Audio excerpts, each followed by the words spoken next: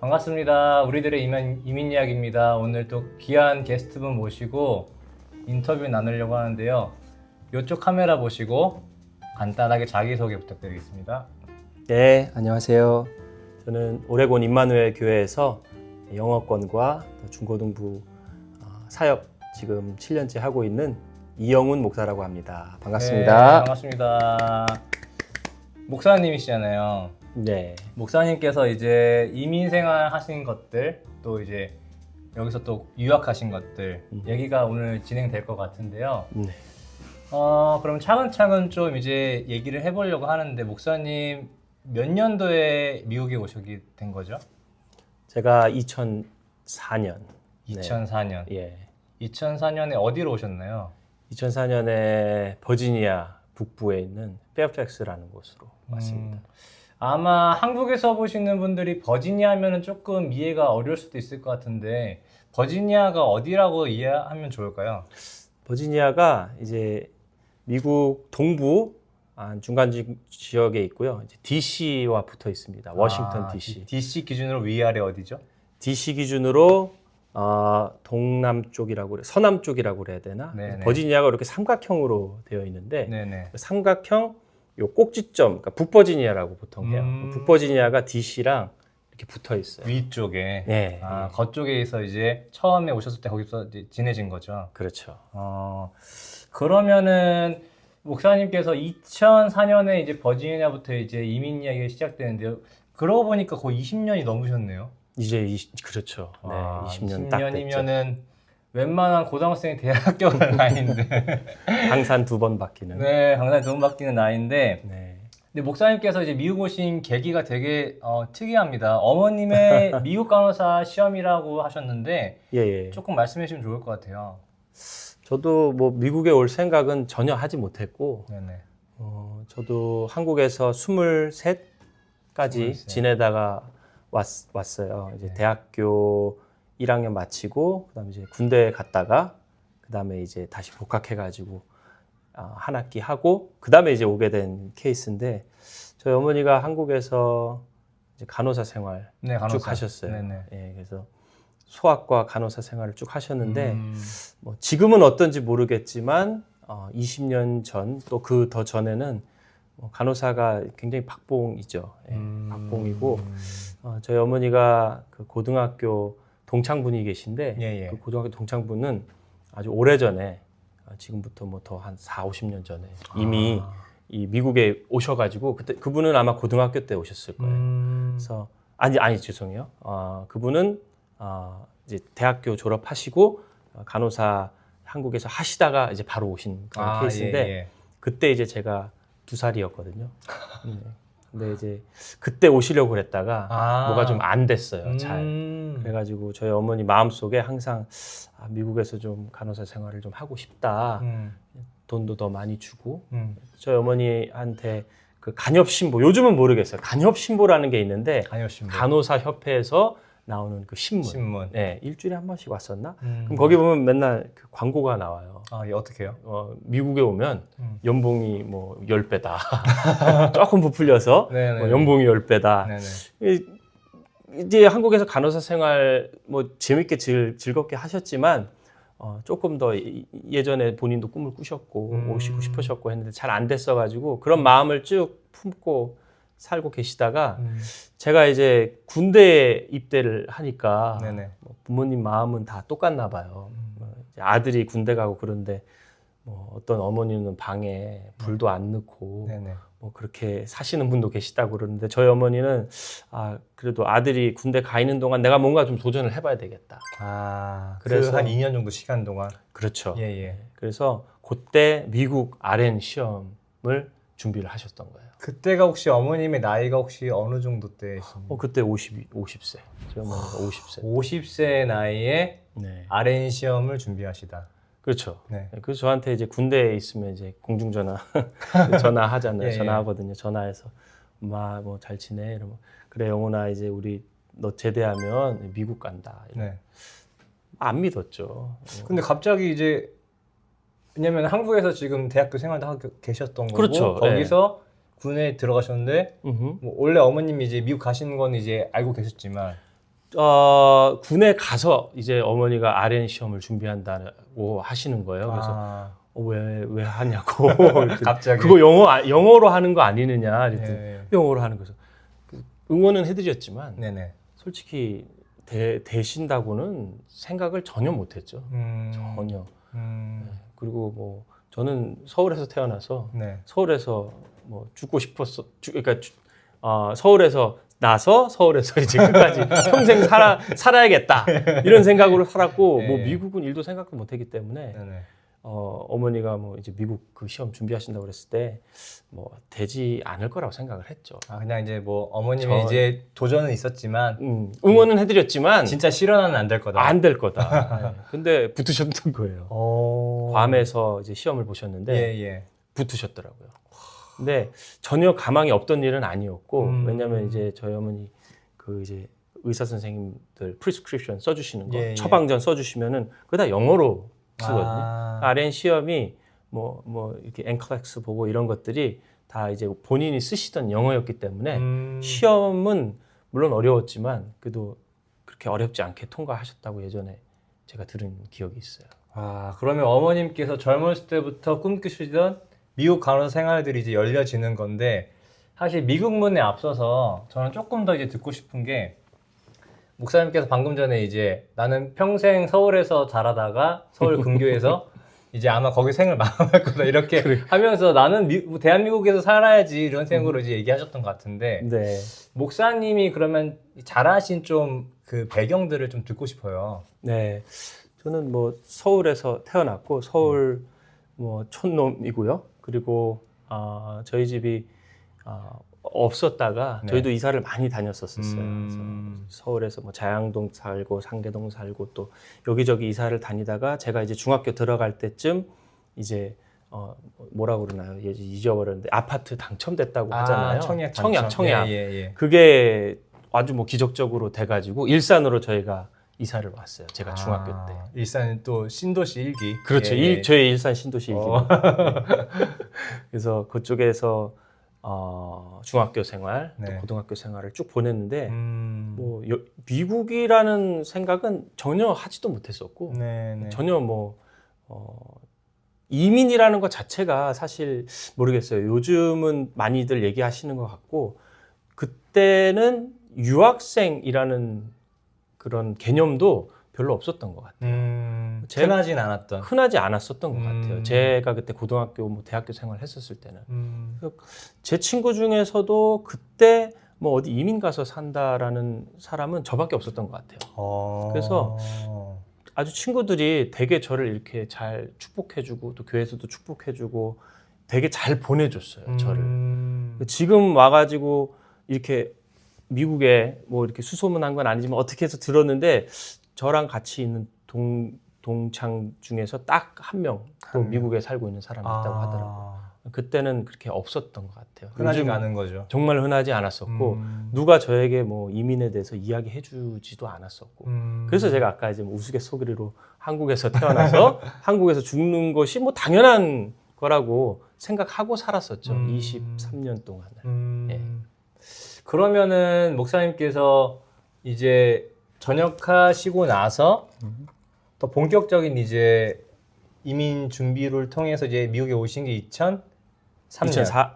그러니까 제가 2001년 군번이고요. 2003년 이제 4월에 제대를 하고 온 게 2004년 10월. 거의 뭐 1년 반 동안 대학교 한 학기 다니고 나머지 6개월은 영어 공부하다 왔어요. 그러면 이제 아마 20대 넘어가지고 그 이민 생활을 시작하는 게 사실 더 어리면 어릴수록 적응이 빠르니까 말도 빨리 배우고 근데 이제 성인이 다 돼서 심지어 군전역까지 다 하고 나서 미국에 온 게 정말 쉽지 않았을 텐데 그 이민 초창기 때 어떤 적응과 어려움들이 있었을 것 같아요. 뭐 다들 이민자분들 힘드셨겠지만 뭐 제가 23살의 나이에 와서 처음에 제가 정말 그냥 피부로 딱 와닿은 거는 거기 있는 제가 이제 교회를 다녔었으니까 교회에 이제 EM들 영어권 사람들하고 제가 조금 많이 친했어요. 이유는 딱 하나, 제가 이제 드럼을 친다는 이유 하나. 악기 한다고. 네, 제가 정말 한국에서 고등학교 다닐 때 영포자였습니다. 제가 영어를 포기한 사람. 저는 수학을 참 좋아했었고 영어는 듣기 평가도 안 됐었어요. 그래가지고 미국 이제 온다고 했을 때 진짜 숨이 턱 막혔죠. 군대에 있을 때 제가 뭐 상병 이제 좀 꺾이고 병장 달았을 때인가부터 이제 그런 것들이 미국에 올 수 있게 된다는 그런 것들이 좀 불거지게 되면서 막 부랴부랴 영어 공부를 했는데 네네. 뭐 하나도 안 들어오더라고요. 뭐 평상시 거의 안 들어왔으니까. 영어를 쓴다는 거를 거의 생각을 많이 못했었고 뭐 또 너무 TMI일 수도 있는데 제가 이제 대학교를 수학을 좋아해서 네. 그 이제 컴퓨터 엔지니어링을 이제 컴공과를 갔는데 거기서 공업 수학이라는 걸 Mathematics Engineering 그걸 하는데 원소로 배우더라고요. 심지어 또 영어요. 오, 예. 그래서 제가 못했어요. 그만큼 제가 영어를 많이 못했었던 사람이었죠. 뭐 지금도 뭐 여전하지만, 근데 그래서 미국에 온다는 것 자체가 너무 어려웠고 쉽지 않았고 처음에 적응도 그래서 더 훨씬 어려웠는데 제가 이제 목사이기 때문에 뭐 신앙적인 얘기를 조금 섞을 수밖에 없을 것 같은데, 예, 편하게. 제가 그 대학교 1학년 때 밴드 생활을 하면서 밴드 생활을요? 네, 배웠던 드럼이 네. 있었습니다. 그 밴드에서는 기타를 쳤는데 네네. 그래서 이제 대학교 1학년 생활을 시원하게 이제 말아먹고 뭐 예비 고라는 것도 좀 맞아보고 그때 제가 생각하기에는 아주 흑역사였는데 그때 배웠던 악기들을 미국 처음에 왔을 때 그 아무것도 언어도 안 되고 뭐 문화도 모르고 아무것도 모르는 상태인데 그 영어권의 EM 사람들하고 커넥션 될 수 있었던 게 그 악기였었던 거예요. 드럼, 기타. 말은 베이스. 안 되지만 네. 이제 밴드 구성에서 악기가 들어가 되니까 그렇죠. 악기 할 수 있으니까 들어가시게 된 그때 거죠. 또 드러머가 없더라고요. 딱 마침 또. 그래서 저를 항상 불러줬었죠. 아. 근데 불러주는 건 참 고마웠는데 참 뭐 수련회를 2박 3일 간다. 네네. 영어권 수련회 아니면 뭐 중고등부 수련회. 그럼 저를 이제 가서 드럼 이제 해달라고 해요. 네네네. 그럼 저는 가서 드럼만 딱 치고 무건수행 하다 오는 거예요. 아무도 저한테 말을 안 걸어줘요. 안 걸어주고 시도조차 하지 않고. 그래서 야 진짜 좀 밉더라고요. 왜 나를 불러가지고 저는 그래도 이제 미국에 왔으니까 네네. 좀 친해지고 싶고 좀 와가지고 좀 말도 좀 하게 제가 갈 용기는 없고 와줬으면 싶은데 안 오더라고요. 그때 제가 미국 사람들의 문화를 좀 하나 알았던 것 같아요. 제가 후에 한 3년 후에 이제 그 아이들하고 좀 친해져가지고 시간 좀 걸렸죠. 친해지니까. 예. 아니 그때 너네들 너무했다. 수련회를 그렇게 날 끌고 가가지고 불러놓고 드럼만 치게 하고 너 안 놀아주고 나 뒤에서 성경 일독하다 왔다니까. 시간은 남으니까. 그래 성경 일독. 아이고야. 진짜 좀 야속하더라고요. 근데 그때 그 사람들이 저한테 말하기를 필요한 사람이 먼저 올 줄 알았다. 제가 영어가 필요하니까 그 사람들의 문화는 필요한 사람이 먼저 어프로치하고 와가지고 도움을 구하는 거가 맞다고 본인은 생각했다고 그러면서 저한테 그때 사과하더라고요. 미안했다, 몰랐다. 이제 한국 이제 정서처럼 약간 오지랖이라고 하잖아요. 그렇게 먼저 하는 게 아니고 미국적인 문화에서는 너가 이제 필요하면은 이제 내가 너 바운더리를 기다렸다가 도와주려고 했는데 이제 그러한 이제 시도가 없으니까 괜찮은 거다 했는데 이제 약간 서로 제가 괜찮은 줄 알았고요. 전혀 괜찮지 않았고 제가 그래서 그 친해지고 난 다음에 이제 FOB이라고 하거든요. FOB, Flow on the Boat 해가지고 어떤 거죠? 그러니까 나이가 좀 들어서 미국에 이민 온 사람. 그 이제 칭하는 용어가 FOB예요? 한국말이 더 편한 미국에 사는 이민자들. 오케이. FOB. 그리고 여기서는 안 쓰는 것 같아요. 서부에서는. 동부에서는 요즘은 이제 안 쓸 거예요. 그것도 옛날 말이라서 트윈키. 뭐 바나나라고도 하는데 겉은 노랗고 이제 속은 하얀. 뭐 이런 식으로 이렇게 그 2세대를 칭하기도 했었는데 그 이제 팝들이 좀 있었어요. 그때 이민 오시는 분들 그때는 좀 있었으니까 제가 조금 선전포고를 했죠. 이러면 안 된다. 팝들에게 너희들 이러면 안 된다. 잘해줘야 된다. 잘해주고 좀 도와주고 이야기도 좀 들어주고 얼마나 외롭고 힘들고 정한다고 학교에서 말 한마디 못하죠. 처음에 왔을 때는 처음부터 학교에서 와가지고 영어 잘하는 사람이 어디 있겠어요. 그래서 제가 너네들 그러면 안 된다. 가서 도와주고 좀 친해지고 너네도 한국말 좀 가서 배워라. 그래가지고 그때 참 좀 분위기가 좋았었죠. 1세하고 2세하고 뭐 이렇게 한국 유학생들 또 이민자들하고 여기 오랫동안 살았던 사람들하고 그때 좀 많이 친해지고 좋았었던 기억이 있네요. 그럼에도 참 힘들었었다. 그래도 적응하기에는 굉장히 힘들었었고 3년 동안 저는 진짜 조금 과장으로 보태면 벙어리 3년 귀머거리 3년. 사실 지금 이제 회상하면서 3년이라고 얘기했지만 3년이라는 시간이 정말 뭐 짧지 않은 시간이죠. 군 생활보다 긴 생활인데. 네. 그랬던 것 같고 목사님 제가 이제 말씀드려서 궁금했던 게 네. 지금 한국에서는 원래 컴퓨터공학 컴공에서 전공해서 네. 미국 와가지고 이제 신학을 시작을 하신 거잖아요. 네네. 그러면 이제 아마 보시는 분도 궁금한 게 그럼 어떤 계기로 과연 내가 신학을 미국에서 하게 됐을까 이제 궁금함이 들 것 같거든요. 말씀을 네. 좀 부탁드릴게요. 예. 저는 참 감사하게도 하나님께서 저한테 정확하게 컨퍼메이션을 주셨어요. 어떻게 해요? 저희 가족이 저는 이제 모태신앙으로 태어났지만 저희 가족 중에 목사님이 안 계세요. 제가 첫 번째여서 목사가 뭐 하는지도 모르고 목사라는 사람이 누군지도 모르고 그저 그냥 설교하시는 분 목사에 대한 전혀 백그라운드가 전혀 없어가지고 뭐 미국에 와서도 사실 처음에 제가 컴공을 가긴 했지만 한국에서 컴퓨터 포맷도 할 줄 모르는 그저 그때는 네. 남자들이라면 다 컴공 가는 그런 시절이었어요. 이제 왜냐면 이제 컴공 가면은 취업이 좀 이제 유명하니까. 네, 그렇죠. 그때 뭐 안철수, 네네네. 안랩 뭐 이런 거 IT 쪽. 예, IT 쪽 그때도 유명했었던 것 같아요. 그때 막 이제 인터넷 막 나오고 그러면서 무조건 이제는 컴공으로 가가지고 밀레니엄 시대. 전직 전기공학과 1999년 다 남자들이 글로 가니까 저는 전혀 그쪽이 아니었는데. 근데 이제 또 수학을 좋아하고 했었으니까 그쪽이 맞겠다라고 이제 저희 고3 담임 선생님께서 추천을 해주셔가지고 갔는데 뭐 현실적으로는 저에게 전혀 맞지 않았죠. 전공 수업이 저에게 하나도 맞지 않았고 귀에 들어오지도 않고 가서 수업은 듣는데 다른 애들은 뭐 그때는 뭐 C++이나 뭐 컴퓨터 용어 언어 해가지고 막 뭐 이것저것 만드는데 저는 하나도 못했었어요. 하나도 못하고 제가 뭐 아까 말씀드렸지만 그냥 밴드에서 기타 치고 노래 부르고 드럼 치고 그게 제 학교 생활이었었어요. 대학 생활. 예. 네. 그러다가 이제 사실 군대를 간 거죠. 네네. 아마 저희 어머니가 뭐 예전에 당신의 꿈을 성취하기 위해서 그렇게 미국행을 결정하신 것도 있지만 아마 제 대학생활 모습을 보시고 안 되겠다. 예, 가면서 이렇게 그래서 또 우리 또 한비 형제님 좋은 분이라 제 속마음 뭐 이런 다 얘기하는데 하여튼 그런 제 모습을 보시고 이게 소위 좀 싹수가 노라니까 이건 가망이 없겠다. 그리고 뭐 제 동생 얘기도 조금 하자면 제 동생도 뭐 그렇게 뭐 소위 한국에서 좀 대학 가고 뭐 별로 그렇지 못했었어요. 그러니까 이제 약간 속된 말로 좀 풀리겠다라는 부분에서 어머님이 가망이 없겠다. 네, 아마 부모님께서 그렇게 좀 얘기를 생각을 하셨던 것 같고 네. 저에게도 그렇게 얘기를 해주셨고 이후에 그래서 그런 또 복합적인 일 때문에 이제 당신께서 결정하셔가지고 이렇게 미국행을 하신 것 같은데 아무튼 제가 한국에서 공부한 컴공은 저랑은 전혀 맞지 않았었죠.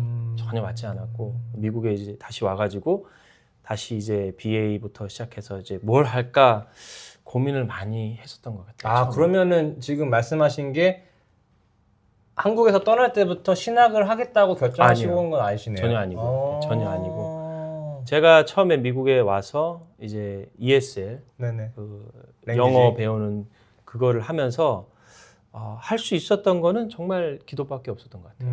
뭐 제가 할 수 있는 게 아무것도 없었으니까. 더 저를 좀 절망시켰던 거는 23살의 나이잖아요. 미국은 대학 졸업하고 첫 직장 잡아가지고 이제 일할 나이예요. 보통 일반적인 미국 사람들은 23살이면은 사회에 나와서 일을 시작하는 그렇죠. 빠르면. 네네. 그때는 더 빨랐었죠. 그때가 북버지니아가 DC 부근에 있어가지고 DC에 뭐 좋은 회사들 많거든요. 그럼 그 좋은 회사에 가서 그 당시에 뭐 연봉이 막 7, 8만 불, 어떤 분은 뭐 초봉이 막 6 figures, 10만 불 넘기도 하고 그런 높은데. 얘기를 예. 저는 심지어 드라이버 라이센스도 없는데 운전면허증도 없는데 그런 얘기를 뭐 그분들이 자랑했다고 그런 게 아니라 이렇게 저렇게 듣게 되니까 이거 참 나는 언제 이거를 언제 공부하고 언제 따라가고 그렇게 할까 굉장히 좀 스스로 고민을 많이 했었던 것 같아요. 그래서 할 수 있었던 게 정말로 뭐 기도밖에 없었었고 계기가 있었어요. 그때 저희가 계기가? 제가 새벽기도 이렇게 늘 하면서 하나님 앞에 하나님 어떻게 저의 이 이민 생활을 이제 앞으로 끌어가실까요? 보여주시는 길대로 순종하겠습니다. 기도하고 있는데 그때 제가 이제 한옥권 청년부에서 있었는데 그때 청년부에 한 형이 있었는데 예, 지금 실명에 얘기해도 되나? 그 청년부 형이 기도 제목이 하나 있다면서 저희가 모임을 하는데 자기가 이 뇌종양이 생겼다는 거예요. 갑자기? 네. 머리가 너무 아파가지고 병원에 가가지고 이거를 너무 아프니까 찍어봤더니 종양이 투머, 네. 브레인 투머가 발견이 돼서 진짜로 6개월밖에 못 산다고. 벌써 병원에서 시한 선고를 받은 거예요? 시한 선고를 받은 거예요. 어떻게? 그래가지고 너무 충격이었죠. 그때 뭐 청년부 사람들 막 다 울고 성진이 형 살려달라고 기도하고. 제가 새벽기도 때 쪽지를 이렇게 하나 써가지고 강대상에 올려놨어요. 이러이러한 지금 형제가 있는데 이 기도해 주시면 좋겠다. 정말 감사하게 그때 그 목사님께서 그 쪽지를 보시고 정말 우리가 기도해야 되겠다 이러면서 그때 그 기도가 아직도 기억이 나요. 그때 한 40명 50분 정도 새벽기도 오셔가지고 하는데 제가 경험했었던 그 기도의 뜨거움 중에 가장 뜨거웠던 시간이었던 것 같아요. 그 모든 성도님들이 그 형을 위해서 그렇게 정말 목이 찢어져라 막 자기 기도처럼 하더라고요. 자기가 이 뇌종양이 있는 것처럼 그렇게 기도를 하시더라고요. 다 같이 중보 기도를 한 거죠. 그렇죠. 예. 그때 그렇게 해서 정말 한 20분, 30분 그렇게 기도했던 것 같아요. 그때 근데 저도 모르게 정말 생각도 못 했는데 하나님 우리 성진이 형 살려주시면 제가 목사가 되겠습니다. 신학교 가겠습니다는 서원 기도라는 것도 몰랐고 저는 그때 그냥 그렇게 하나님 앞에 그렇게 기도했던 것 같아요. 거의 이건 하나님 입장에서는 딜이네요, 완전. 해주시면 저 가겠습니다 이런 거잖아요, 그죠? 그렇죠. 네. 전혀 그런 생각도 못했고 그 새벽기도 그 자리에서 했던 말이었어요. 그냥 했던 말. 그냥 너무 간절하니까. 너무 간절했었었죠. 정말 간절했었었어요. 그래서 그렇게 이제 말을 했어요. 그랬더니 이후에 이제 몇 달 있다가 그 형이 저희 교회에 이제 병원에서 일하시는 분들이 좀 계셨거든요. 이 형을 이제 의사들하고 좀 커넥을 시켜주시는 거예요. 그래서 이제 뇌 전문의하고 이제 커넥션을 좀 주셨는데 어떤 한 분이 자기가 지금 이게 지금 컨펌이 나지 않은 기술인데 이거를 받아보겠느냐. 그렇지만 나는 이거는 make sure를 못한다. 위험성이 있지만 그래도 하겠느냐. 그럼에도 그 수술이 정말로 몇 밀리언짜리 수술이었어요. 그만큼 돈이 드는. 그런데 다 그거를 커버를 해주고 이렇게 해주겠다. 그 형의 입장에서는 뭐 초이스가 없죠. 그래서 기도하면서 하나님이 불러가신다면 뭐 하나님 기쁜 마음으로 하나님 부르시면 받겠습니다 하면서 수술대 올라갔고 수술이 너무 잘 됐죠. 너무 잘 됐고 그렇게 기적적으로 형이 살아났죠. 은혜네요. 네. 너무 기적적으로 이렇게 살아나서 그게 첫 번째 컨퍼메이션이고 두 번째는 제 동생. 제 동생이 제가 23살 때 왔고 제 4살 어린 제 동생이 있는데 19살 때. 네. 미국 처음 이민 와서 참 많이 방황했어요. 혹시 뭐 저는 내면적으로 방황했다면 제 동생은 외적으로도 많이 방황을 했어요. 이제 좀 소위 좀 좋지 않은 친구들을 만나가지고 어울리고 하나님하고 멀어지는 거를 보니까 제가 너무 힘들더라고요. 그때처럼 그래서 저는 그때 동생이 잠깐 그렇게 방황했던 시절의 경험을 조금 느꼈어요. 가족 중에 사람 한 명이 만약 몇 명이 예수님을 안 믿고 교회를 안 다니면 그 마음이 얼마나 아프고 찢어질지 저는 그때 조금 경험했었던 것 같아요. 또 서원했어요. 하나님 앞에.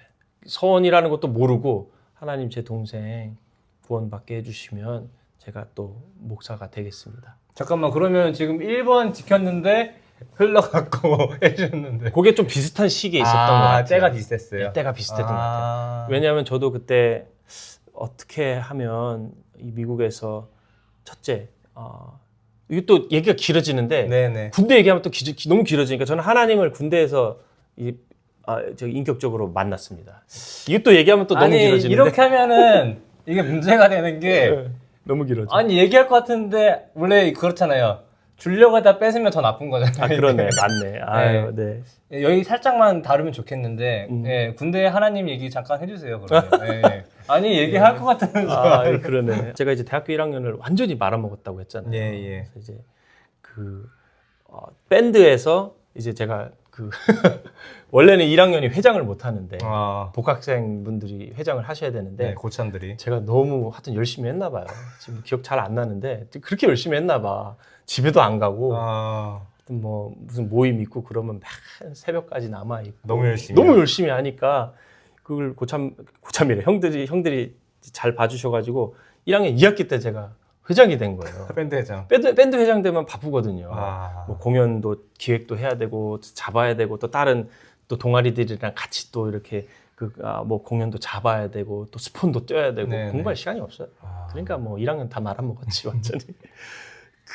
그래가지고 열심히 이렇게 하고 있는데 저희 어머니가 전화가 오더라고요. 어떻게 오셨어요? 그때까지만 해도 진짜 철이 없었죠. 집에 돈이 없는 줄 몰랐어요. 우리 집이 그렇게는 아니지만 좀 내 학비를 댈 수 없을 만큼 돈이 없는 집안인지 그때 처음 알았죠. 저희 어머니가 영훈아 너 2학년 그 학비 대줄 거 없다. 그래가지고 여기서 네가 잠깐 쉬고 군대를 갔다 오면 어떻겠니? 그래서 저희 어머니가 아마 좀 눈물을 보여줬던 것 같아요. 철의 여인이신데. 그때 제가 하여튼 전화 그 통화를 받고 너무 충격을 받아가지고 바로 이제 전화기를 이제 버리고 네, 잠수 탔죠. 아예 제가 이제 춘천에 학교 다니는데 바로 일산으로 잠수 타가지고 와가지고 그게 이제 그만둔 거예요. 제가 2001년 2월에 갔거든요. 제가 00 학번인데 그러니까 그 일이 12월인가 뭐 그때 일어나고 바로 이제 모든 연락을 끊고 헬스장 2달 끊어가지고 몸 만들고 2월에 군대 간 거예요. 엄청 속전속결로 돼버렸네요. 그렇죠. 그때 뭐 영장도 나오고 에라이 지금 갔다 오자. 근데 이제 제 군대 그 이제 밴드에서 맡은 제 역할이 있잖아요. 모든 거를 그냥 버려두고. 그래서 그때 형들이 저 찾아가지고 진짜 죽인다고. 막 다음 카페에다가 그때 다음 카페잖아요. 다음 카페에다가 제가 별명이 잭슨이었는데 제 기타가 잭슨이어가지고 잭슨 어디 갔냐고 얘 지금 할 일이 많은데 빨리 이놈 찾아오라고 막 그랬는데 저는 뭐 그때는 그런 것들이 안 들려왔던 것 같아요. 완전 확고하게 이제 마음이 서버린 거죠. 가야겠다. 그렇죠. 이제 군대에 가셨어요. 그래서 그렇게 쫓기듯 그렇게 군대를 간 거예요.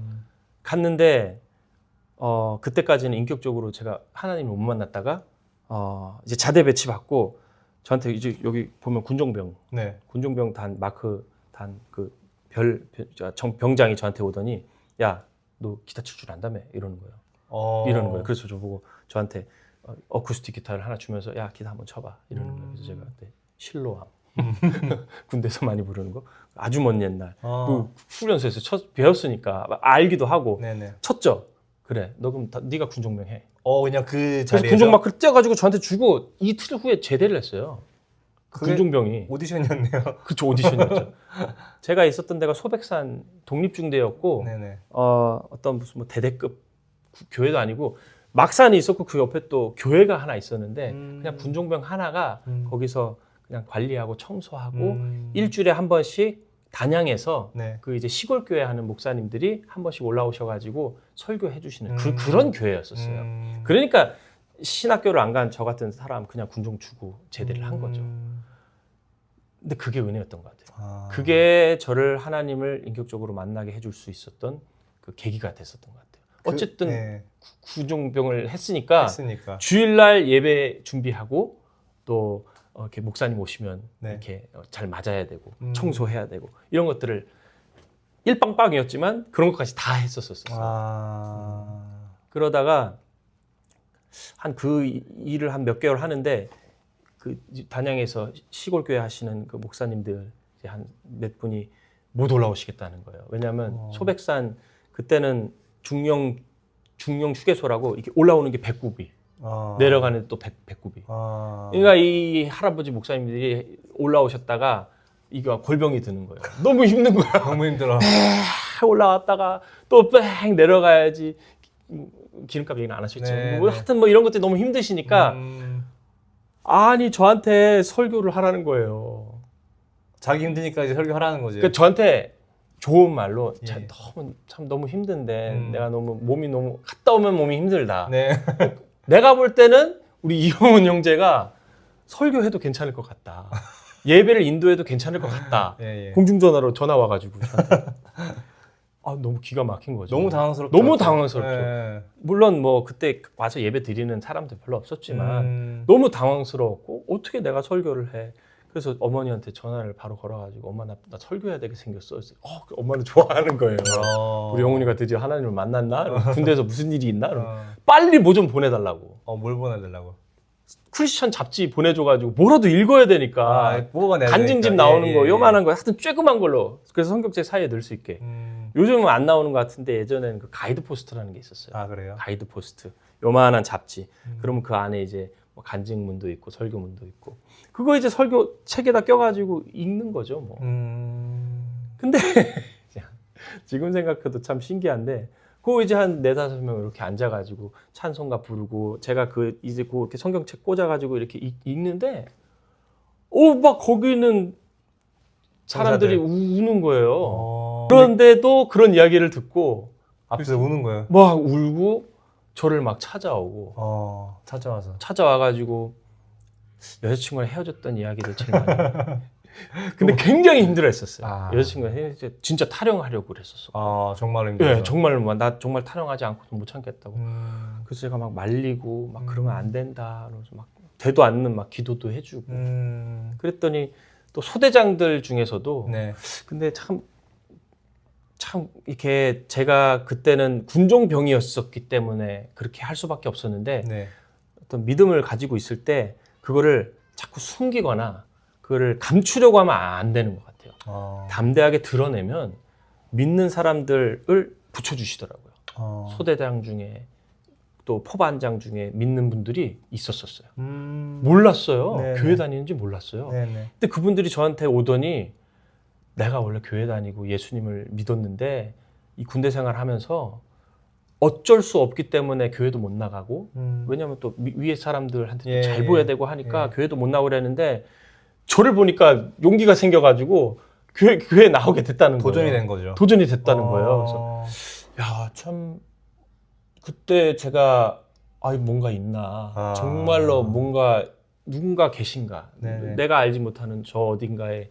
하나님이란 분이 정말 계신가 이런 것들을 생각나게 했죠. 그러면서 가장 결정적인 계기 중에 하나가 제가 이제 밴드 만들고 또 기타 치는 거 좋아했기 때문에 군대에서도 이제 그 교회에서 찬양팀을 만들었죠. 그랬더니 또 모이는 거예요, 사람들. 기타 치는 사람, 드럼 치는 사람, 또 뭐 키보드 치는 사람, 싱어하는 사람 막 이렇게 저렇게 모여가지고 그 찬양 팀을 이제 만들게 됐죠. 만들어가지고 찬양 팀 하는데 사단장님까지는 아니었고 사단장님이었나? 대대장님이 크리스찬이 아닌데 저희가 막 거기서 뭐 밴드를 만들어가지고 그 당시만 해도 밴드를 막 만들어가지고 막 하는 그런 거는 흔치 않았었거든요. 군 내에서요? 군 내에서. 그래서 어떻게 그 밴드를 만들 수 있었냐면은 이제 저희 그 군단장님이 계셨거든요. 별세계 이제 이군 사령관님이셨지. 이군 사령관은 군단장. 군단장이었나? 하여튼 3스타. 3스타가 중령 부대에 교회가 막 부흥하고 있다는 소식을 들으시고 방문을 좀 해야 되겠다. 그렇게 하셨던 것 같아요. 그래서 오셔가지고 그분이 장로님이셨을 거예요 아마. 장로님이셨는데 저 이렇게 오시더니 군종을 좀 만나고 싶다. 경매 받고 그때 저한테 이렇게 손을 탁 잡더니 영훈 형제 우리 교회 가서 한번 좀 기도 좀 합시다. 바짝 얼어가지고 교회 가서 이제 둘이 기도하는데 여기 뭐 사단장도 있고 연대장도 있고 여단장도 있고 뭐 별 잔치였죠. 예. 그분들이 다 교회 다니는지는 내가 모르겠지만 그렇게 기도하니까 뒤에서 막 더 열심히 기도를 하더라고요. 그분이 그러면서 저한테 한 달에 30만 원씩 이 교회에 지원을 해주겠다. 맛있는 거 사 먹고 필요한 거 사고 이렇게 해라. 교회가 그때는 열악했으니까 아무것도 없었을 때 그 돈을 이제 지원을 받으면서 밴드를 만들었던 거예요. 근데 이게 또 이제 또 끝도 없는데 간단하게만 얘기하자면 그 돈 교회의 돈을 저희 중대장이 그건 중대장이 짱이거든요. 중대였기 때문에 중대장이 그 돈을 가로챈 거예요.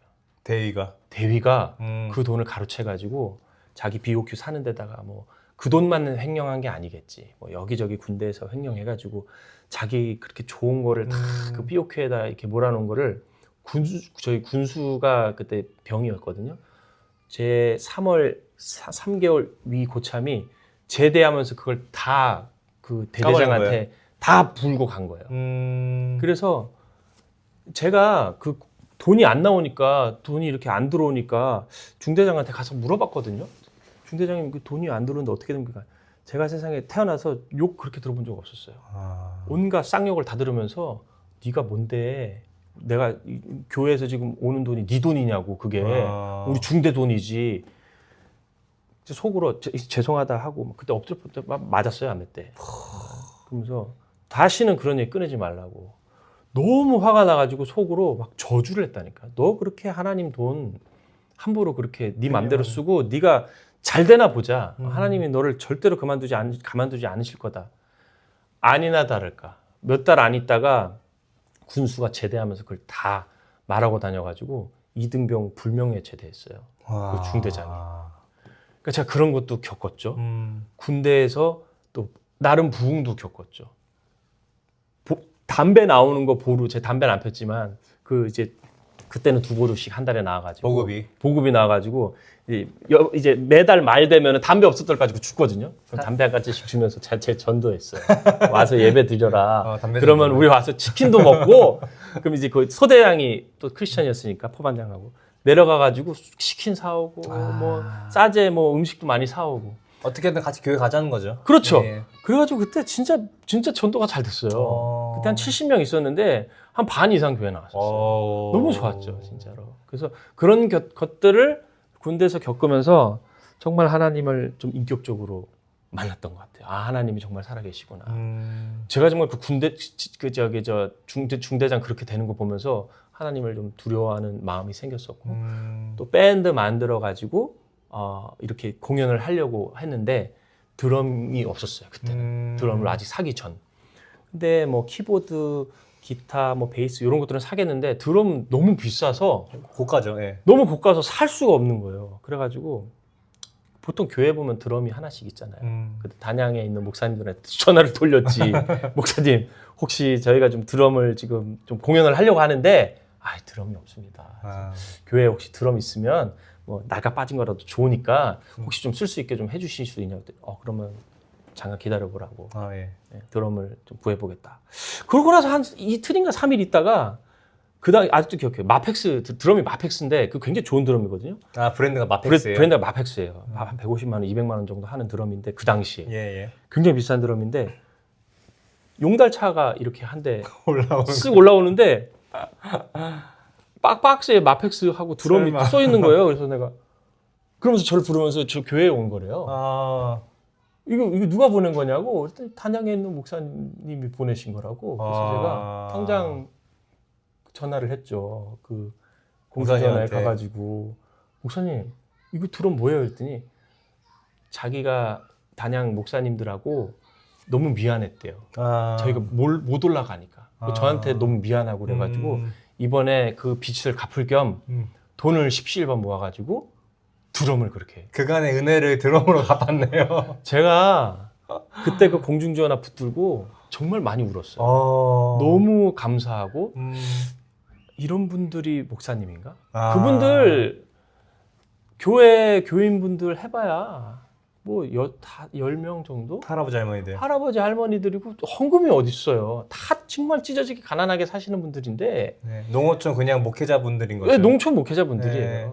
그분들이 그렇게 십시일반 돈 모아가지고 몇백만 원짜리 드럼을 사가지고 보내줘? 그때 제가 너무 감동을 받아가지고 이런 삶을 좀 살아보고 싶다.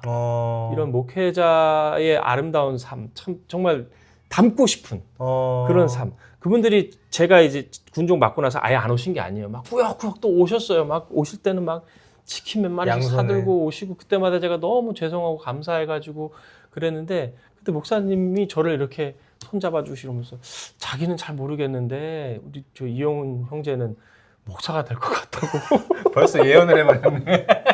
그때 심지어 어떤 한 분은 저한테 한영.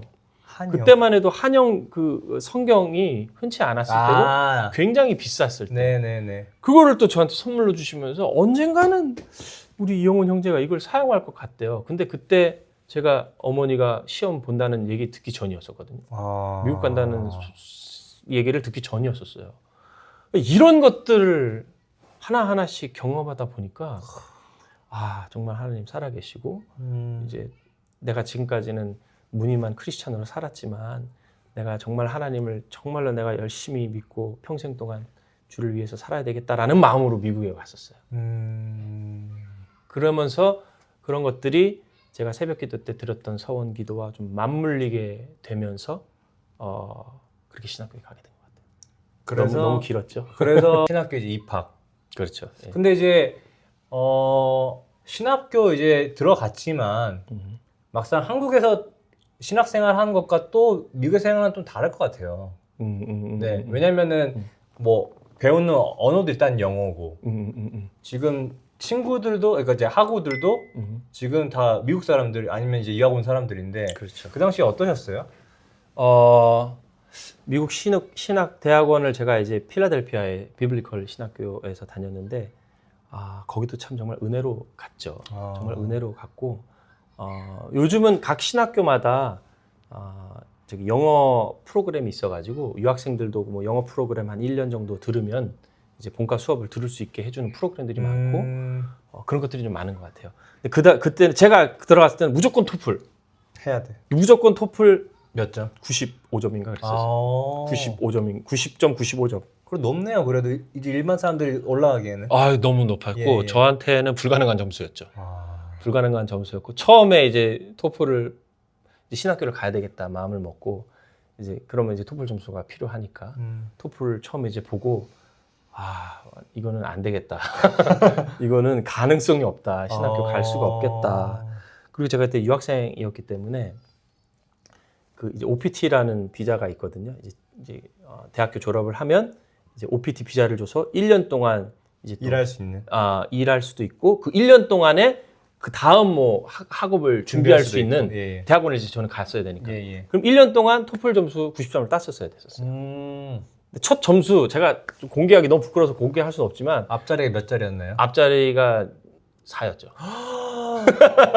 사실 거의 반토하자 하려면 그렇죠. 뭐 거의 뭐 토플 근데 요즘 이제 한국에서 공부하시는 분들은 토플의 유형을 가르쳐 주더라고요. 네네. 뭐 어떤 식으로 해야 되는. 근데 저는 그때는 그런 것도 없었었고 아무것도 없었었고 그냥 생짜배기로 그냥 단어 공부하고 완전히 그냥 from scratch부터 공부를 다시 시작을 한 거죠.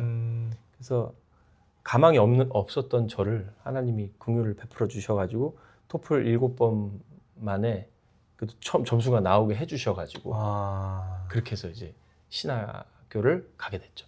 1년 딱 채우기 바로 전. 그래서 신학교에 입학을 하게 됐죠. 그러면은 지금 영어도 힘들어했고 영어도 어려웠던 이제 한국에서 생활해서 어떻게든 토플 점수를 꾸역꾸역 만들어서 입학을 했어요. 학교 생활은 어떻던가요? 그 참 학교 생활도 은혜가 많은데 네네. 비블리컬 제가 신학교가 제가 2009년에 들어갔거든요. 2009년에. 예. 근데 그때는 한국 학생들이 소위 이제 한국 선배님들이 3분인가 4분밖에 없었어요. 예전에는 되게 많았다고 들었는데 막상 제가 이제 입학해서 들어가려니까 안 계신 거예요. 저기 선배님들이. 네네. 그래서 어떡하지 하고 있는데 동기들이 10명이 입학했어요. 그때. 한국 분들이 10명이 이렇게 딱 동기들이 입학을 했어요. 지금도 이제 연락을 하고 지내는 참 정말 너무 좋으신 분들, 한 분 한 분 다 너무 좋으신 분들인데 그분들이랑 같이 이제 입학을 해가지고 열심히 좀 해봅시다. 그리고 첫 수업을 딱 들어갔죠. 네. 정말로 10%도 안 들리더라고요. 처음에 How you doing? 끝날 때 See you later. 그것만 들려요? 이것만 들리는 거예요. 물론 녹음기 다 켜고 맨 앞에 다 해가지고 들었죠. 진짜로 하나도 안 들리더라고요. 아예 안 들리더라고요. 토플이랑은 또 완전히 이거는 다른 차원의 것이더라고요.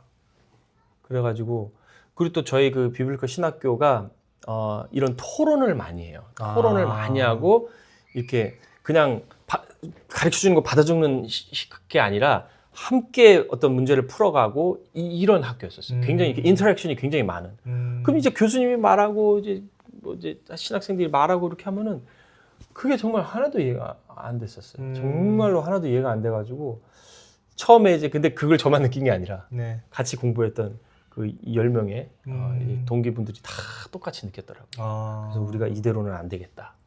이대로는 안 되겠다. 그래가지고 그때부터 모여가지고 참 지금도 감사했었던 게 그렇게 어려운 시기라면은 공부가 어렵고 그러면은 보통은 각자 찢어져가지고 혼자 공부하고 책 읽고 파고 녹음했던 거 듣고 또 들었을 텐데 물론 저희도 그렇게 했지만 저희는 10명이 모여서 일단 기도부터 했었어요. 우리가 일주일에 한 번씩 정말 바쁘지만 레포트 쓰느라 정말 힘들고 바쁘지만 우리가 이 안에서 먼저 우리가 교회를 좀 만들어 보자.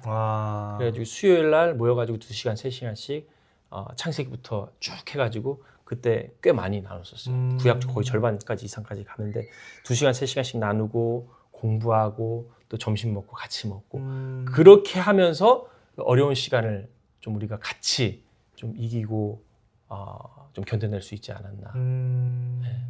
그 시기를 지금도 그분들이랑은 연락하고 있고 그때 막 책도 뭐 요즘은 뭐 챗 GPT 뭐 이런 거 있잖아요. AI 이렇게 번역 잘 되잖아요. 그때는 그냥 생짜배기야 그냥. 영어 사전 그 전자 사전 놓고 단어 하나하나 찾아가면서 그러니까 막 책 한 장 읽기도 막 1시간, 2시간이 걸리는 거예요. 근데 책 읽는 양이 굉장히 너무나도 많았고 진짜 포기하려고 했던 게 너무나도 많았었죠. 정말로 정말 많았었어요. 근데 그때 10명 우리가 착 뭉쳐가지고 수요일마다 같이 기도하고 같이 나누고 정말 저에게는 너무 어려운 학교 공부였는데 그 10명이 그냥 모여가지고 공부만 한 게 아니라 저희가 삶도 나누고 그 10명이 같이 교회가 돼가지고 학교에 없던 채플도 이렇게 생기게 하고 그때 그 채플을 해가지고 막 저희가 총장님도 모셔가지고 또 예배도 드리고 그때 참 좋은 일들이 너무너무 많았어요. 그때 제가 4년 그렇게 MD부 생활하면서 그런 것들을 많이 경험을 했었었죠. 그러면은 목사님께서 2003년도에 오셔가지고 공부하시면서 이제 걸린 기간이 대략적으로 얼마 정도 이제 진행된 거죠? 그러니까 제가 2009년부터 신학대학원 생활을 해서 4년 MD부 공부를 하고요. 목회학 석사 그리고 2년을 곧바로 MA로 해서 카운셀링 공부를 했어요. 카운셀링까지. 네. 카운셀링 또 얘기하면 끝도 없겠지만 그래서 6년을 그렇게 제가 공부를 하고 거기서 이제 학업은 이제 중단을 했죠. 근데 이제 제가 1년 전부터 다시 또 마스터 그 신학 석사 과정을 하나 지금 하고 있어요.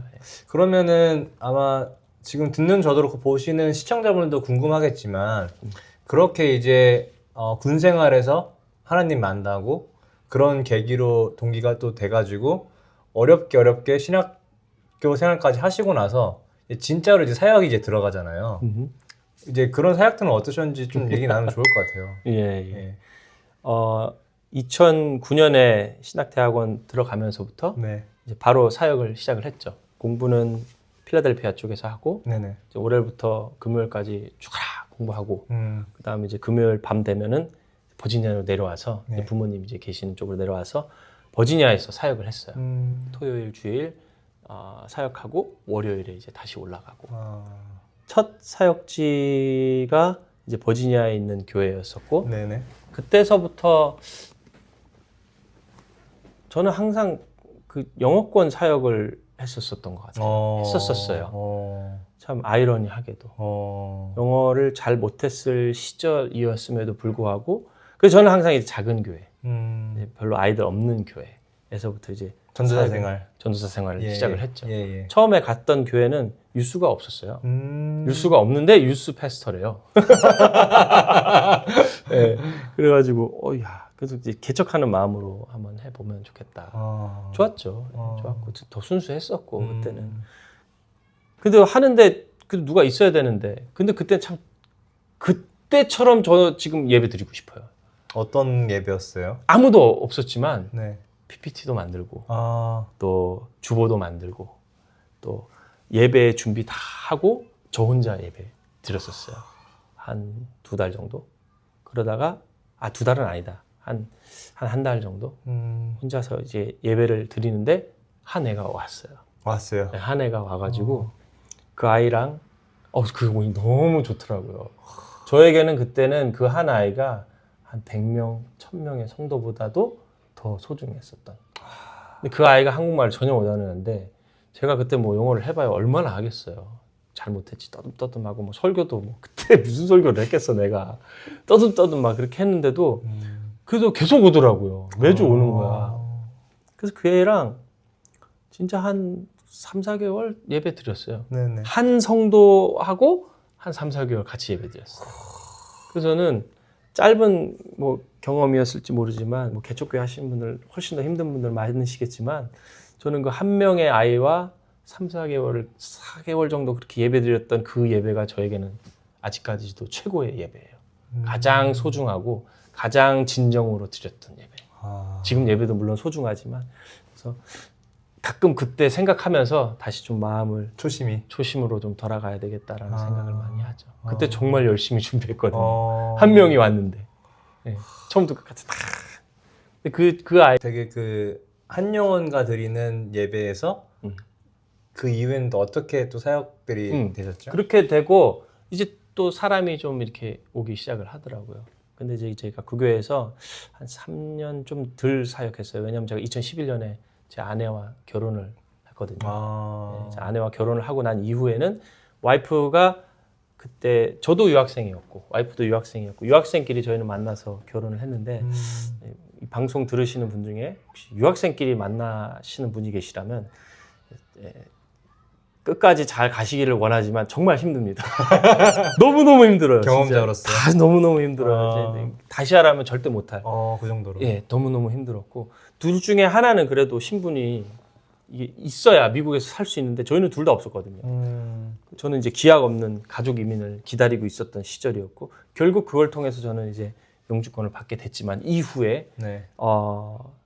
하여튼 이제 유학생끼리 만나서 결혼을 했다 보니까 둘 다 학생이었어야 됐고 와이프가 이제 간호 대학을 필라델피아에서 유학하고 있는 발견해가지고 네네. 거기를 이제 가게 됐죠. 그래서 그 이제 하던 사역을 이제 사임을 하고 필라델피아로 올라와서 저는 신학대학원 3년 차, 와이프는 이제 대학 간호대학 1학년. 그래서 이제 거기서 사역을 시작하게 됐죠. 거기서 시작한 그 사역은 거기는 2세 교회였었어요. 제가 하나님이 저에게 특심한 마음을 주신 게 그 2세들을 향한 마음이에요. 근데 정말 저는 그 마음만 갖고 있었지 저는 지금도 그래요. 사실은 지금도 2세들을 위해서 나는 지금 자신 없는데 근데 하나님께서 자꾸 그런 마음을 주셨던 것 같아요. 처음에 제가 미국에 처음 이제 와서 얼마 안 되고 나서 교회가 깨졌거든요. 이것도 뭐 다른 얘기 많이 추가는 안 하겠지만 그때 교회가 제가 하나님 앞에 제가 신학교 가겠습니다. 컨퍼메이션 딱 받고 나서 교회가 6개월 안에 깨졌어요. 어이구야. 그때 그 교회가 진짜 말도 안 되게 막 부흥을 하다가 그게 몇 달 만에 다 사라지더라고요. 한 번에. 한 주에 막 30, 40명씩 저희 막 등록하고 새신자가 들어오고 막 100명에서 시작한 교회가 막 500~600명으로 막 가고 그랬거든요. 근데 그 모든 것들이 한두 달 안에 모든 게 다 무너졌어요. 완전히 그냥 아예 사라졌어요. 그런 교회를 제가 좀 경험을 해봤었거든요.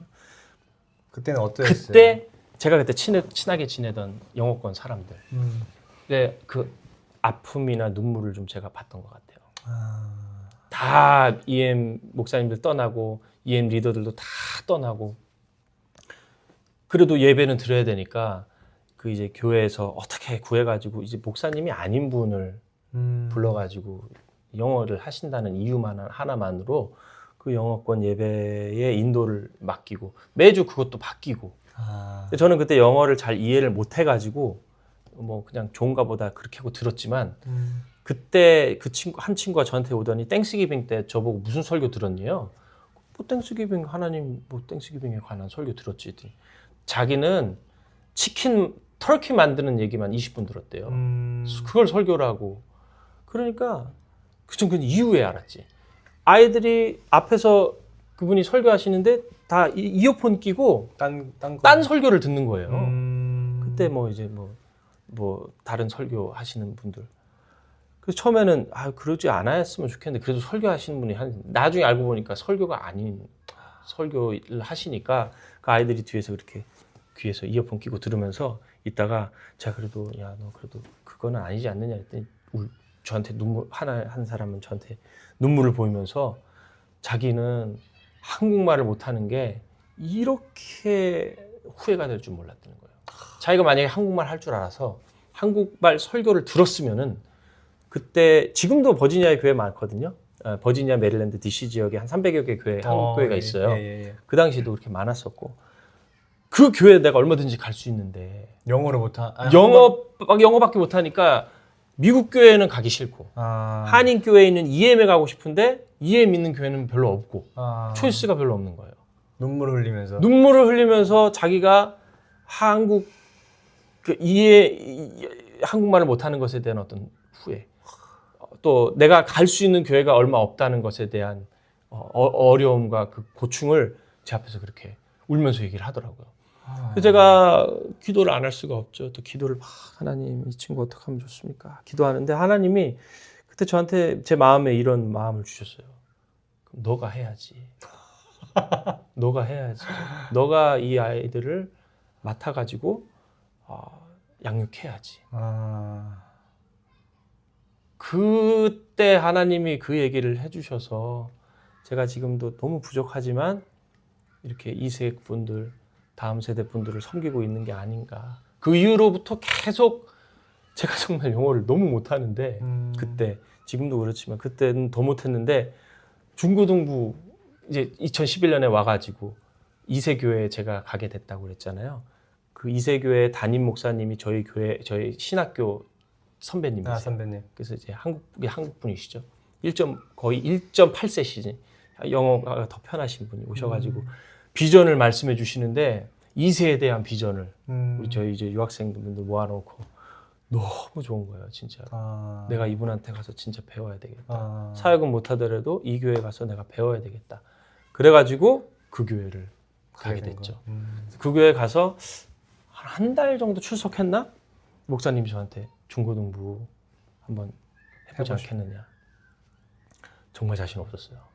정말 자신 없었고, 거기는 3세도 있었어요. 3세 아이들도 있었던 때여서 부모님이 2세인 거야. 한국이랑 더 모르죠. 완전히 뭐 영어로 해야 되는 거예요. 완전히 영어로 해야 되는 거예요. 처음부터 끝까지. 그 교회에 4년 있었거든요. 제가 거진 1년 반, 2년은 거의 투명 인간으로 지냈던 것 같아요. 어떤 말씀이에요? 그 아이들이 저를 뭐 막 비방하거나 그런 건 아니지만 그냥 투명 인간 취급. 패스 영은 뭐 영어가 안 되니까 제 잘못도 있는 거죠. 근데 하여튼 거기에 또 이제 그 중고등부 리더가 한 명 있었는데, 그 친구는 완전히 2세. 2세 중에서 완전 2세, 한국말 1도 못하는. 자기 할머니한테도 한국말, 영어 하는 그런 친구였었어요. 그 친구가 이제 딱 그 유스그루를 그냥 딱 몇 년 동안 잡고 있으니까 제가 들어갈 수 있는 뭐가 하나도 없었어요. 제가 거기 중고등부 전도사로 있는데 어쩔 때는 제가 모르는 뭐 일들이 막 일어나고 어쩌 뭐 하고 있는데 저도 모르는 거예요. 그래서 왜 나한테 얘기 안 해주냐 담당자한테. 그랬더니 자기는 얘기했다는 거예요. 난 얘기했는데 넌 네가 못 알아들은 거 아니냐. 와, 참 마음이 힘들더라고요. 나는 여기 왜 있는 거지? 2년 동안 근데 뻗쳤죠. 악으로 깡으로 뻗쳤지. 진짜 뻗쳤어요. 뻗히고 이 아이들 마음 문 열어주실 때까지 하나님 저는 여기 있겠습니다. 근데 그게 2년이더라고요. 2년 정도 걸리더라고요. 이제 2년 이후에 이제 원래 그 섬기던 그 친구들과 스텝 다운 하고 이제 자기 딴에는 이제 패스터 영이 해도 되겠다 이렇게 생각을 했나 봐요. 그래서 다 모든 것을 좀 맡겨주고 이후 2년은 너무 행복했어요. 너무 사역이 즐겁고 하기만 하면 다 잘 되고 뭐 물론 뭐 큰 교회는 아니었지만 같은 교회 이렇게 또 다 저희 그 작은 교회랑 그 비슷한 또 교회랑 이제 같이 해가지고 그때 유스그룹 이제 한번 모이면 그때 한 30명 정도 30명. 딱 좋죠. 네네. 너무 좋지. 이제 두 명의 패스터가 같이 하기 너무 좋은 사이즈. 그때 근데 제가 그때 애들이랑 친해질 때 물어봤어요. 너네들 나한테 왜 그랬냐고. 내가 뭔 잘못을 했길래 나를 그렇게 투명인간 치고 그렇게 했냐 그랬더니 뭐래요? 제가 그만둘 줄 알았대요. 패스터 형은 그만둘 거다. 금방 그만둘 거다. 이렇게 제가 그렇게 비참하게 보였나 봐. 애들이 관점에서. 네, 좀 힘들고 너무 비참하게 보이고 그랬나 봐. 근데 안 가더래. 왜 안 가지? 6개월, 1년, 1년 반, 2년? 안 갈 것 같대. 그때부터 뭐 마음 열어주더라고요. 애들도 지켜본 거네요. 그렇죠. 네. 요즘 아이들은 더 걸릴 수 있는 것 같아요. 그 시간이 더 걸릴 수도 있는 것 같아요. 제가 그걸 지금 경험을 하고 있거든요. 그래서 그렇게 참 부족했는데도 그렇게 하나님이 이끌어 가 주셔가지고 거기서 그렇게 4년 사역을 하고 나서 이제 잠시 잠깐 한국에 갔다가 와이프 이제 영주권 또 문제 때문에 잠시 한국에 갔다가 한국에서 한 1년 정도 있었는데 거기서도 또 중고등부 사역권을 받고 2018년에 이제 오레곤으로 그게 그렇게 해서 오게 된 게 2018년이에요. 7년 전. 그 당시에 이제 2018년 오레곤 오셨을 때 또 이제 한국에 잠시 있다가 이제 미국으로 다시 들어오신 거잖아요. 그렇죠. 그 당시에 이제 오레곤의 이제 새로운 지역과 그 새로운 교회는 어떠셨어요? 저는 뭐 오레곤에 오게 될 줄은 생각이 1도 없었어요. 정말. 왜냐하면 부모님이 동부에 계시고 나는 또 이제 당연히 동부로 돌아가야지라고 그렇게 생각을 했었는데 그 제가 아까 같이 공부했던 10명의 동기분들이 있다고 그러셨잖아요. 그 중에 한 분이 지금 저희 교회 담임 목사님, 김대성 목사님이세요. 네네네. 제가 근데 김대성 목사님을 같이 공부할 때도 참 좋아했었고 그때 저희가 같이 챕을 만들어가지고 돌아가면서 설교했다고 그랬잖아요. 네. 김대성 목사님이 그때 설교했던 게 아직도 기억이 날 정도로 참 굉장히 설교가 탁월했었어요, 저한테는. 그래서 늘 마음에 있던 분 중에 한 분이었는데 이분이 이제 오레곤의 담임 목사님으로 오게 되셨다는 소식을 제가 한국에서 들었어요. 그래서 오레곤? 오레곤이 어딘데 거기를 가셨지?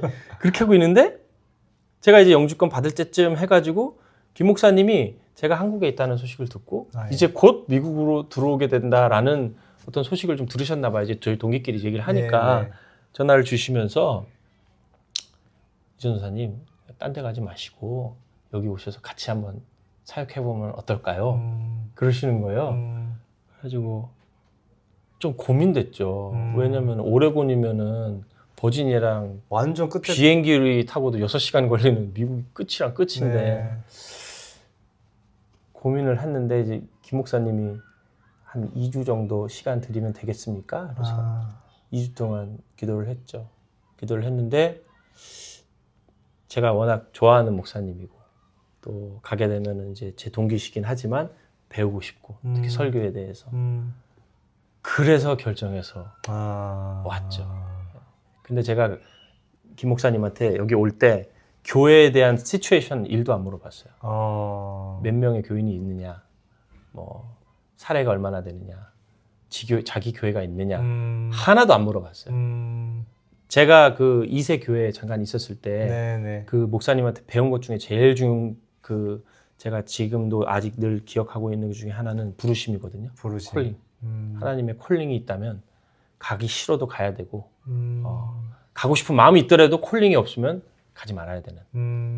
그런데 하나님의 콜링을 그때 2주 동안 기도하면서 좀 느꼈던 것 같아요. 하나님 마음을 주시더라고요. 기도하는 데 자꾸 오레곤 오레곤 오레오 아니에요? 오레오?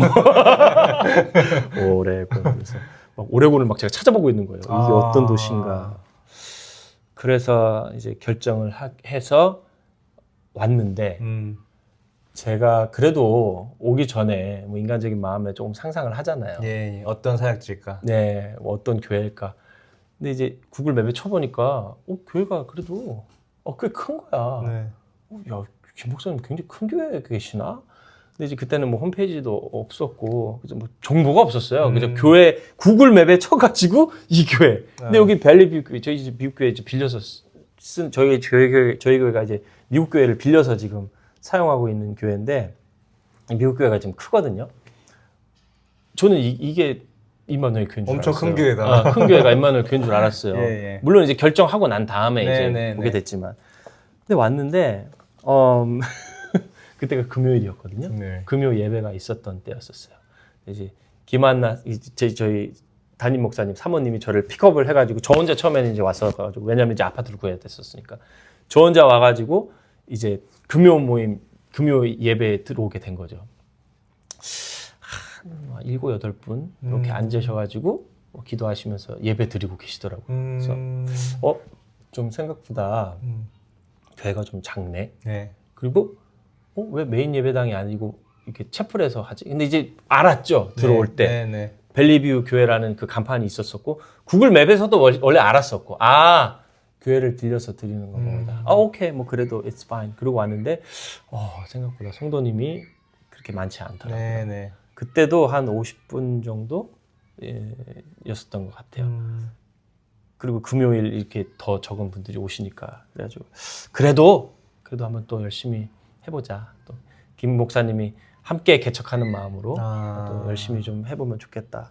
그래가지고 그때 이제 중고등부 사역을 또 시작하게 됐죠. 그 당시에 그러면은 중고등부에 지금 그 미니스터리 참여하시는 분이 몇 분이었었나요? 제가 저번 주 설교 때 얘기했지만 한 5명? 5명. 네, 5명 정도 있었던 것 같아요. 그리고 그때는 아주 이제 작은 방 한 구석에서 꾸역꾸역 뭐 컴퓨터, 강대상, 보면대, 의자 다 깔고 그렇게 해서 처음에는 예배를 시작했었던 것 같아요. 근데 익숙했어요, 저한테는. 한 명과 같이 예배드렸던 때도 있었으니까 즐겁게 했었었죠. 너무 재밌었었고 그때가 뭐 지금도 기억이 나기도 하고 저번 주 설교할 때 뭐 그 얘기를 또 조금 하기도 했지만 지금도 늘 기억에 나는 시절이죠. 목사님 말씀 쭉 들으면서 하나님의 부르심 이제 중고등학교 시절부터 이제 쭉 신앙생활 해오셨지만 그 군생활 통해서 계기가 돼가지고 미국에 와서 정말 어려운 신학교 생활도 하시고 다양한 교회들에서 2세들에 대한 경험 그리고 심지어 이제 한국 갔다가 이제 오레곤까지 오시는 그런 얘기를 쭉 들으면서 저도 말씀하신 그 부르심에 대한 그 키워드가 참 많이 울림이 있는 지금 인터뷰인 것 같은데 인터뷰가 이제 점점 이제 끝을 향하면서 가다 보니까 목사님께 여쭤보고 싶어요. 앞으로 이제 목사님 생각하시는 목사님의 사역의 방향이라고 할까요? 하나님이 또 그 다음에 부르시면 어떤 거라고 지금 마음이 있으신가요?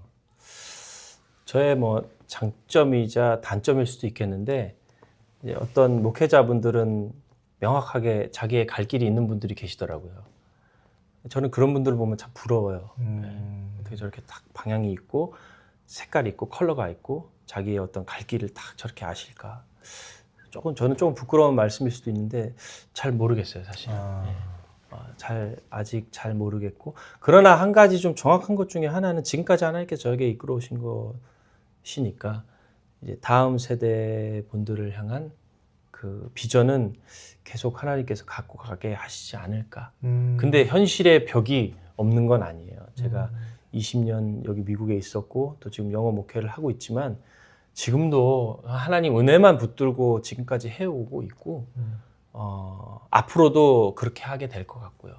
그래서 저의 어떤 앞길을 이렇게 예상해 볼 때는 다음 세대를 향한 사역에 대한 마음과 어떤 비전이 하나님께서 주셨다는 것은 알겠는데 네. 그 길을 갈 자신은 없어요. 아직도. 아직도. 제가 이걸 공개해도 될지는 모르겠지만, 네. 약간 모세 같다고 그래야 되나? 네. 네. 모세가 하나님의 부르심 받았을 때 자기는 안 된다고 했잖아요. 갈팡질팡한. 예, 늘, 그러니까 이게 저에게 딱 맞는 옷은 아닌데 하나님 자꾸 입혀주시는 것 같아요. 이게 네 옷이다.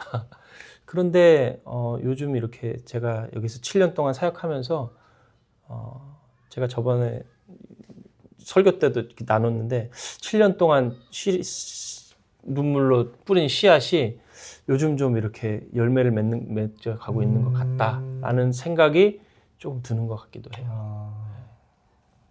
그래서 이 임마누엘 교회에서 하나님이 좀 더 이렇게 하시려는 일들이 있으신가. 늘 왜냐하면 사역자는 사실 하나님이 부르시면 가야 되고 있으라 하면 또 있어야 되고 그렇기 때문에 모르겠어요. 어떤 앞으로의 계획 누군가 이렇게 물어본다면은 잘 모르겠고 하나님이 이끄시는 대로 갈 수밖에 없다라고 말할 수밖에 없을 것 같고. 목사님 말씀을 쭉 들으면서 말씀 중에 순종이 제사보다 낫다 이렇게 하시는 말씀이 문득 이제 마음에 와닿는데 그래도 매번 부르심에 거절하지 않고 집중하시는 목사님의 그런 신앙적인 태도를 저도 좀 담고 싶다 이런 마음이 또 생기네요. 이제 인터뷰를 좀 정리하고 싶은데 보통 이제 마무리할 때 이제 제가 대부분 이제 이 기회를 드리긴 하거든요. 이 영상을 통해서 보시는 시청자분이 되실 수도 있고 지금 영상을 또 보시는 사모님이나 자녀분들 아니면 가족분들이 될 수도 있는데 목사님께서 편하시게 하고 싶은 말씀을 해주시면 좋을 것 같아요. 어떤 분들이 이 영상을 보시게 될지는 모르겠지만 제 뭐 다른 분들의 그 이민 그 스토리와는 뭐 이렇게 많은 차이가 있겠죠. 더 다이나믹하고 더 뭐 즐겁고 더 정말 업앤다운이 심한 그런 분들과는 저의 어떤 이민 스토리가 뭐 이렇게 많이 차이가 있겠지만 저는 그래도 이민 생활 동안 정말 하나님의 은혜로 지금까지 살아왔고 또 앞으로도 이민 생활이 쉽지 않잖아요. 이렇게 경험하신 분들은 다 아시겠지만 물론 뭐 한국에서의 삶도 힘들고 어렵죠. 뭐 삶 자체가 힘들지만 일단 어떤 이역만리 땅 조국을 떠나서 특히 오레곤은 좀 더 그런 색깔이 좀 더 있는 것 같아요. 한국 분들이 그렇게 많지도 않고 또 미국 색깔이 좀 더 강한 이런 곳에서 좀 횡설수설이 되는 것 같은데. 괜찮습니다. 저는 그러니까 힘들수록 하나님을 붙잡았었던 것조차도 은혜였었다. 그래서 혹시라도 이 영상을 보시는 분들 중에 좀 어렵고 힘든 일을 지나고 계시는 분이 계시다면 하나님이 그만큼 여러분들을 만나고 싶기 때문에 그런 하나님의 주권 안에서 우리 이 보시는 분들에게 조금은 힘들고 어려운 단련의 시간을 주시는 것이 아닌가. 그 단련의 시간을 통해서 하나님을 만나게 하시려는 것이 아닌가. 그렇게 좀 격려를 좀 드리고 싶습니다. 그래서 어려운 시간을 보내시는 분들 계시면 하나님 더 붙드시고 또 하나님 주시는 힘으로 잘 이겨내셔서 나중에 그 어려운 시간들을 추억하면서 그때 참 어렵고 힘들었지만 하나님이 위로해 주셨지 하면서 그 시간을 이렇게 감사함으로 추억할 수 있는 그런 때가 좀 오시면 좋지 않을까 그렇게 생각을 해봅니다. 격려와 응원의 메시지인 것 같고요. 또 특별히 유학생활 하시면서 뭐 이 사역 가운데 또 사모님과 가족들이 고생도 많이 하고 하셨잖아요. 네. 사모님께 한번 또 와이프한테? 메시지 한번 또 드려야죠. 네.